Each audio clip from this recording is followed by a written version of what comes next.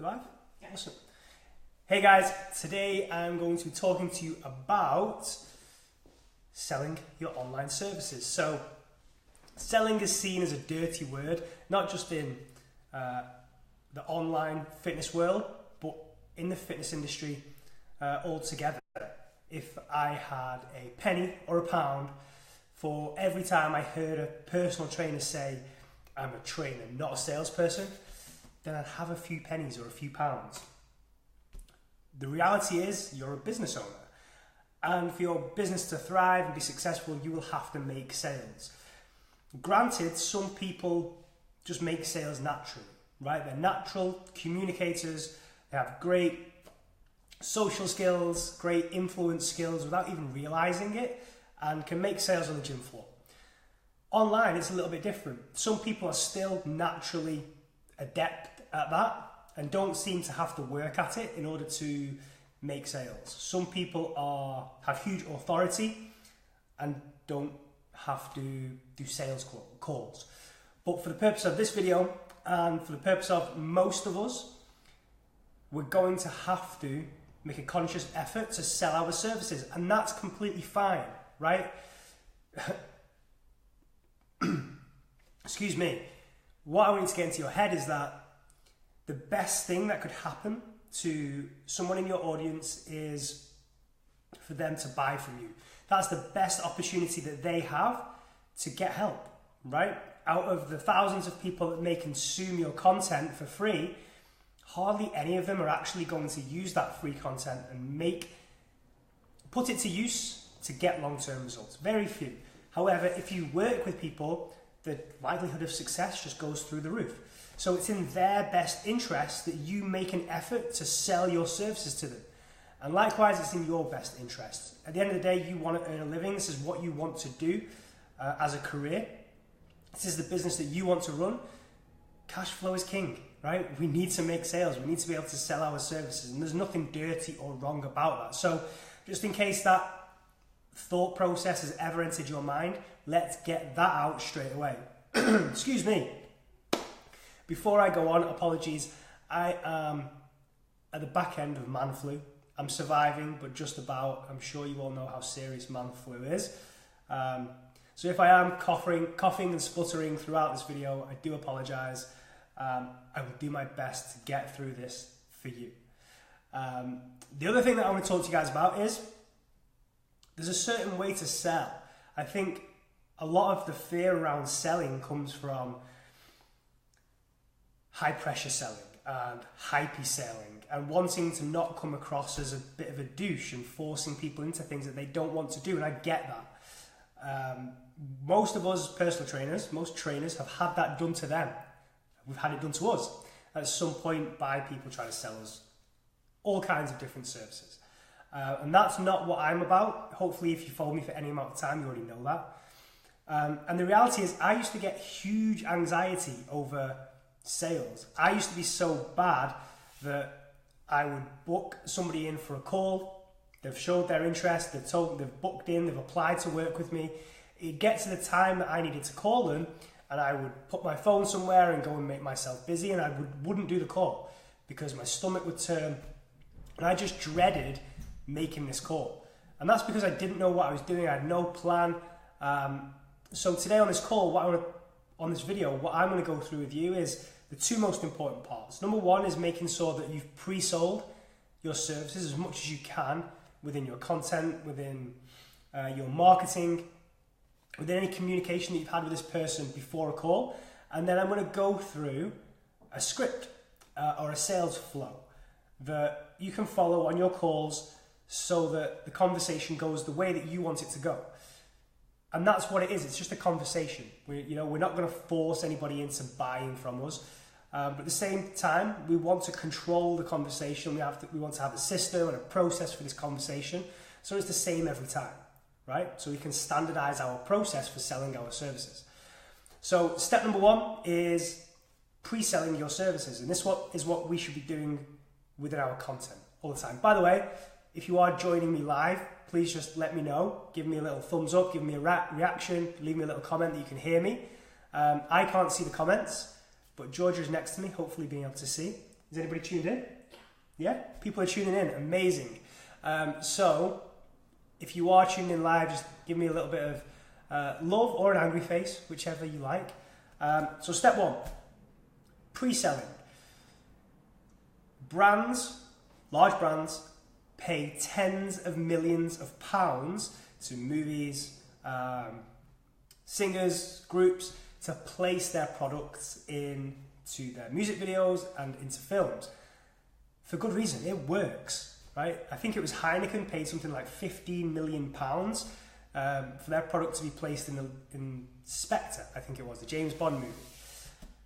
That's what you should be doing, not paying millions of pounds for your product to be placed in movies, not paying influencers millions of pounds or thousands of pounds so that they talk about your product on Instagram, but you should be product placing.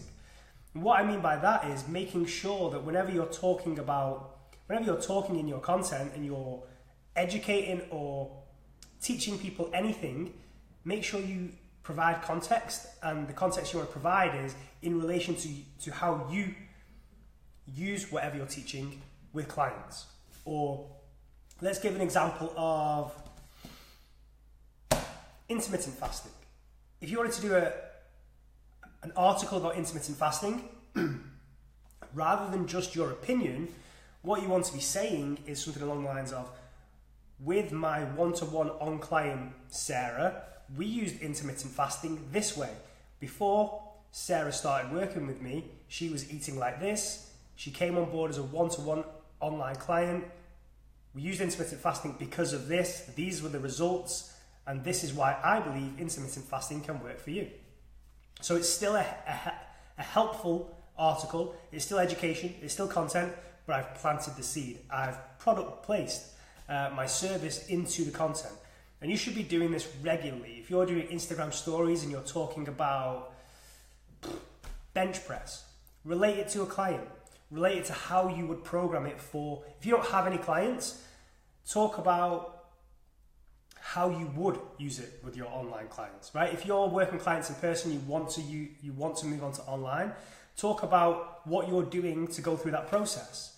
You could be talking about the apps that you're testing. If you do an Instagram story, again, for example, it could be a post, it could be a video, a normal Instagram post, Facebook post, whatever it is, an article, YouTube vlog. Talk about the fact that you are looking at apps and trying to decide which one's going to work best for when you launch your one-to-one or your group online program, whatever it is. So that's step one, planting the seed and product placement. Always be relating, not always, but very often make sure you're relating your content to your services that you have available, right? So if your goal primarily is to sell one-to-one online coaching, mention it every day in your content. Make sure you weave it into education. Make sure you weave it into your daily Instagram story. Weave it into your content. That way people know what you actually do, know how it works, because over the course of a week, month, 6 months, you will have spoke about it so much and all the different aspects of it. Maybe you talk about a conversation you had in a consultation the day before. Maybe you talk about how during onboarding for a new client, this popped up. Maybe you talk about when you were writing a program for a new online client, something else popped up. When you were doing a check-in with a client, you realized that something could be tweaked. Once you mentioned all that stuff over and over again, people know what you actually do and how it works, so you don't have to explain it on the call, right? People want to know exactly what you do. People don't understand online training yet. So if over time you've spent or you've put effort into just drop product placement, planting the seed of what it is you actually do, how it works, a look behind the scenes, what you actually offer, and you do that regularly, it's going to do a lot of the selling for you. So that's the first thing I want you to start doing. Relate the content that you're creating to the products that you have to offer.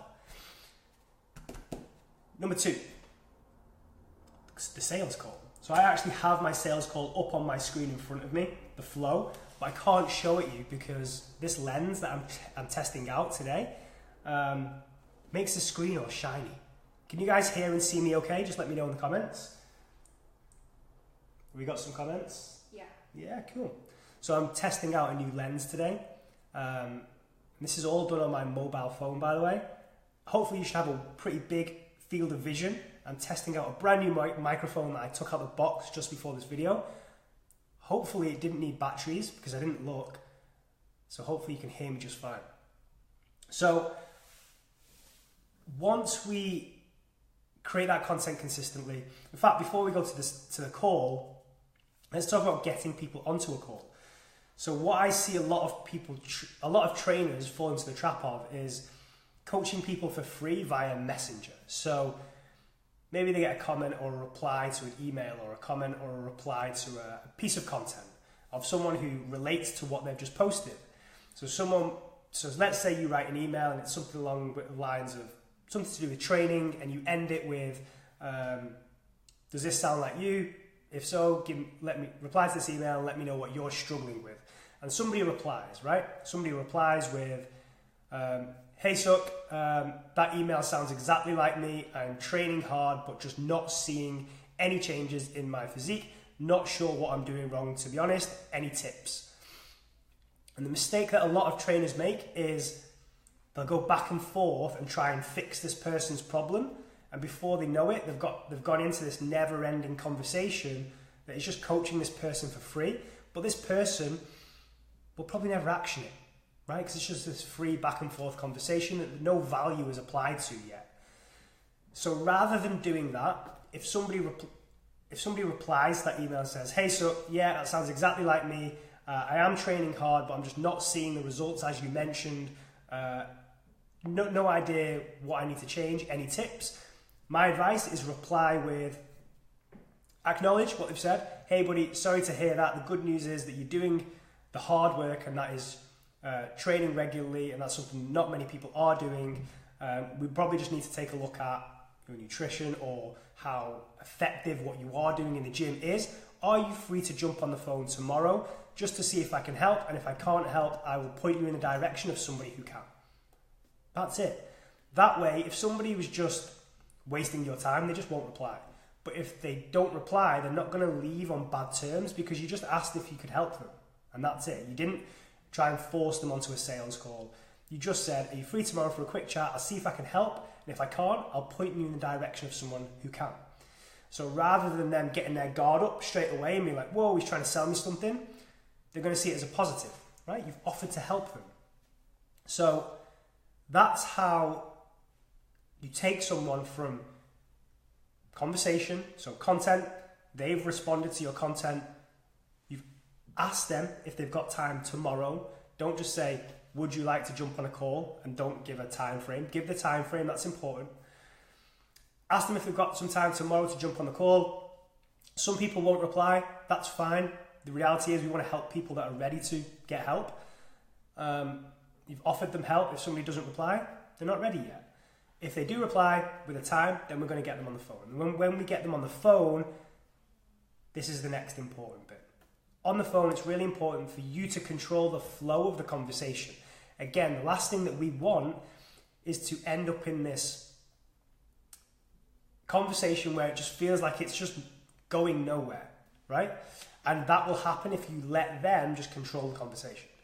So here's the step-by-step, the playbook for what I do on a phone call. Now, this is not the only way to do a consultation or sales call or whatever you want to call it, but it's the way that I teach, and it's a really effective way. It's the way that I teach my students. For those of you that came to today's video via email or via my post in the Online Training Society, I showed you a screenshot of a message from one of my students, Luke, who sent me a message saying business is booming, closed 8, done 9 calls this week and closed 8 of them, all using what I'm about to tell you, right? So you get on the phone with someone, be yourself, be natural. It is just a conversation, relax. I usually start with, hey, is this Sarah, Suksidu here? How are you? Like, yes, it is Sarah. I'm good, thank you. How are you? And I will usually follow that up with, yeah, really good, thanks. So the reason I just want to talk to you today is to find out a bit more about you, see if I can help you, and if not, I'll point you in the direction of someone who can. It's going to feel a bit like a friendly interrogation, But asking you questions is just the best way for me to find out if and how I can help you. Is that okay? And they'll probably say yes. And then I'll say, don't worry, it's nothing to be scared about. I've probably made that sound scarier than it is. It's just going to be a chat, but I just need to ask you a few questions, right? Really casual way of going about it. Make them feel comfortable right away, and just set the expectation as well. Just let them know it's going to feel like a friendly interrogation. I'm just going to ask you a few questions, just because it's the best way for me to find out if I can help you. And then there are a few key questions that we're going to ask so that they can tell you why they need you, right? So it's not going to be me telling them why they need me. They're going to do it themselves. They're going to self-qualify, right? So the first thing that I'm going to ask is, why have they decided to jump on a call today? Why have they decided that now is the time to get help? Why do they feel that they need help? And then they're going to tell you what they want, right? What they want, let's say they say, I'm really struggling to lose weight, and I just can't figure out how to do it. It's like, cool, okay. You can talk about what they've tried, why losing weight is important to them, and then they're going to go through all the things they've tried before that haven't worked, and we can make notes and all this so we can feed it back to them, why it's important to them. And what they're doing is they're giving you all the reasons that they need your help, about why this is important to them. So that's why finding out why they need your help, or why they've come to you for help, is a great first question, because they're going to tell you why they need your help. They're going to say it out loud, and then all you do is repeat it back to them. Ask for more information when you need it. So the second question, before I go into the second question, there are two ways to sell, according to most people, and that is by dialing down on pain points or making people aspire to something, right? So making people feel bad, or giving people hope, right? But they're not exclusive. We can do both in the same call. And we don't want to make people feel bad at all, but we want to make them say out loud how much they're in need of our help. And that's what we do with question 1. But with question 2, we're going to ask them where they want to get to. So a really famous question, I think it's a question invented by a guy called Dan Kennedy, really famous marketer. And this is a question that gets them to future pace what could happen if they do work with you. So the second question is, if we were having this conversation in 6 months' time, what would have had to happen for you to be ecstatic with the results? Where do you want to be? What would you have hoped to have happened? Tell me. And then they're going to tell you where they want to get to and ask for detail. Why is that important? What else? What about the way you look? What about the way you feel? What about your energy, your lifestyle? Where do you want to be? What part of your life do you want diet and training to be? Do you still want it to be a big part of your life, or maybe just something that goes in the background while you enjoy life? Like, dig, right? So the first thing we've done is find out why they need your help. The second thing we've done is make them think about how amazing the outcome of working with you could be. And then the next question we're going to ask is, why do they feel they're not already there? So we've asked them why they need our help, where they want to get to, and now we're going to get them to tell us why they can't do it alone. So I'd simply say, that's amazing, feed it all back, and then I'd say, okay, so the next question is, why don't you think you've done that already? You know, this is clearly important to you. You've tried a lot. Why don't you think you've managed to do this by yourself? And then again, they're going to give you all the reasons that they need your help. So we're just getting them, again, to self-qualify. Throughout the entire phone call, they're going to tell you why they're struggling, why it's important to them, where they want to get to. So, you know, their aspirations, their hopes, their goals, their dreams. So we're going to come pain points, aspiration, why they can't do it alone. And then we're going to ask them if they know about what we do. And that's it, right? So 3 main questions. Why now? Why is this important? That's the same question. Where do you want to be in 6 months' time? Why haven't you managed to do this by yourself? And then, okay, cool. Based off what you've told me, I'm very confident that I can help you. And if that's true, say that. If it's not, then refer them out. But if you can't help them, tell them, I'm really confident that I can help you. I've managed to, from what you've said to me, you're in a very similar position to a lot of my previous clients or a lot of my current clients, and we've done amazing things to help them get to wherever they want to get to. Do you know much about what it is I actually do? And a lot of time they don't. So there's an opportunity for you to talk about the benefits of working with you. So the way this works is, and then you give them a walkthrough of what happens when they sign up, and kind of assume that they're already on board, right? So you assume they're already on board. This is what's going to happen next. Next, you get whatever, I don't know your service, but let's say welcome email, all the information that you need for getting started. I'll send you over some free stuff as a little bonus. I'll get you added to our client group on Facebook, and I'll get you introduced to the community. It takes me around 48 hours to get your nutrition and training program over to you. I've got another form for you to fill in, and then this is how your check-in process works. I will be on your case to begin with most days, just to make sure that you're easing yourself in and understanding everything. And then we'll check in every week. If it's not one of those, and something that I say very often is, it's not the case of, if this doesn't work, then tough. You just got to stick it out and hope that you don't plateau. Instead, it's a case of, we're going to check in every single week, and if we need to, we'll change your program every single week. I'm going to make sure that this works for you and it's right for you. And then you talk about everything that happens within your coaching. And then you ask them, how does that sound? Does that all make sense? That's the key phrase. Does that make sense? If they say yes, awesome, cool. You tell them the price. So I like to get payment on the phone. So I would usually say, cool, the price is £97 per month. And I ask for a 3-month commitment. That way it gives me an opportunity to truly help you make a large change, and it shows a bit of a commitment on both sides. Is that okay? Does that sound okay? And that's it. Sales call, done. Why do you need my help? Where do you want to get to? Why can't you do it on your own? Do you know what I do? If they say no, tell them, but sell it, right? Give them the benefits behind the features. So don't just say personal training program. Why is that important? Don't just say personal nutrition program. Tell them why that's important. Don't just say weekly check-in. Tell them why that's important and why it's so great. Then at the end of that, ask them if it makes sense. How does it sound? If they say, yeah, it sounds good, awesome. Tell them the price if you haven't already told them that, or if it's not public, tell them the price. And then take the payment on the phone there and then using Stripe, ideally.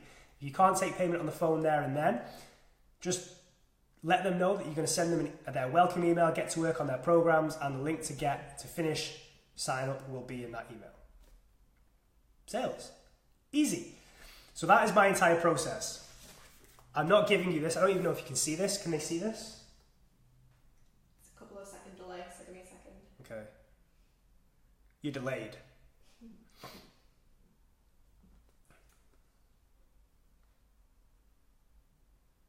Super.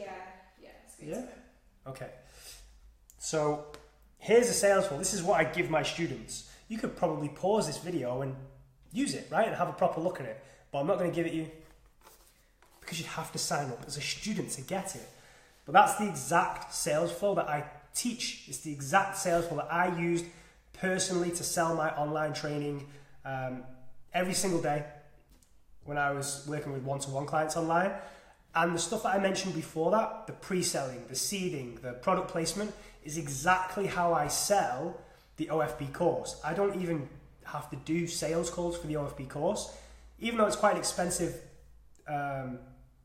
product or service, I don't need to do sales calls because I do the other parts so well that people are ready to buy by the time I present them with a sales page. So my advice to you is do both well. Once you get to a point where you're happy with how many clients you have, you could test not doing a sales call. Free up some time for yourself. But I hope that's helped. If it has, please do let me know in the comments below. Leave me a reaction, an emoji. No, not an emoji, a reaction. A like, a love heart, smile, like whatever the other reactions are. I've completely gone blank and forgot. Don't do an angry face. If it was useful, please do like, share, comment, and I will be live again next Friday at 3 p.m. with my upgraded studio. So I'm excited about that. I'm going to go now, I think. Yeah, thanks for tuning in, and I will see you guys next week. I'm going to have to walk around to the other side of the phone to turn it off again. Goodbye.